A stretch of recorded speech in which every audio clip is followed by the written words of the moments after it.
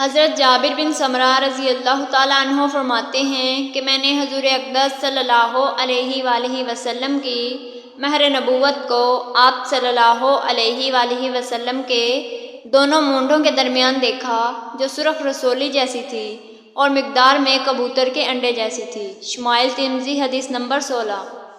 حضرت عائشہ صدیقہ رضی اللہ تعالیٰ عنہا فرماتی ہیں کہ میں اور حضور اقدس صلی اللہ علیہ وآلہ وسلم ایک ہی برتن میں غسل کیا کرتے، اور حضور اقدس صلی اللہ علیہ وآلہ وسلم کے بال مبارک ایسے پٹھوں سے جو کان کی لو تک ہوا کرتے ہیں ان سے زیادہ تھے، اور ان سے کم تھے جو مونڈھوں تک ہوتے ہیں، یعنی نہ زیادہ لمبے تھے نہ چھوٹے بلکہ متوسط درجے کے تھے۔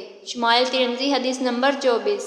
حضرت قرہ بن ایاس رضی اللہ تعالیٰ عنہ فرماتے ہیں کہ میں حضور اقدس صلی اللہ علیہ وآلہ وسلم کی خدمت میں قبیلہ مزینہ کی ایک جماعت کے ساتھ بیعت کے لیے حاضر ہوا تو حضور اقدس صلی اللہ علیہ وآلہ وسلم کے کرتا کا تکمہ کھلا ہوا تھا۔ میں نے آپ صلی اللہ علیہ وآلہ وسلم کے گریبان میں ہاتھ ڈال کر تبرکن مہر نبوت کو چھوا۔ شمائل ترمذی حدیث نمبر 55۔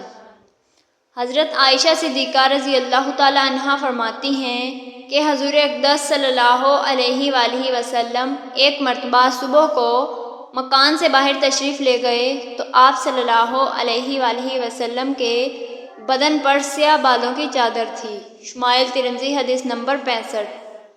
حضرت ابن عباس رضی اللہ تعالیٰ عنہ فرماتے ہیں کہ ایک مرتبہ حضور اقدس صلی اللہ علیہ وآلہ وسلم جب بیت الخلاء سے فراغت پر باہر تشریف لائے تو آپ صلی اللہ علیہ وآلہ وسلم کی خدمت میں کھانا حاضر کیا گیا اور وضو کا پانی لانے کے لیے پوچھا گیا۔